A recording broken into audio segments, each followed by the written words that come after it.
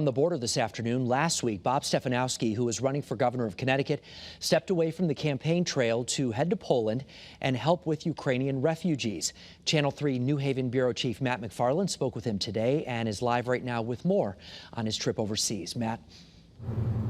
Hi there, Mark. Well, Bob Stefanowski has a couple of connections to Poland. He says that's where his great-grandparents came over from. He has a number of business ties and former colleagues that are still in Poland helping with the humanitarian crisis, and that's what facilitated that trip to the border of Ukraine last week. Now, Stefanowski says the trip to Poland was truly eye-opening, seeing what these Ukrainian families are going through as they flee the Russian invasion. But he also says Americans are making a difference with those donations. We saw it through our 3 Cares event, supplies boxed up here in New Haven, at the Ukrainian home in Hartford. He says those donations are getting into the hands of those who need them the most.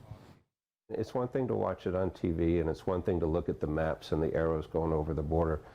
But when you hand 3 girls an Easter basket, and the mom is crying, and the dad comes up, and you can't speak the language. They either speak Ukrainian, Russian, some of them speak Polish. It's just a very different experience.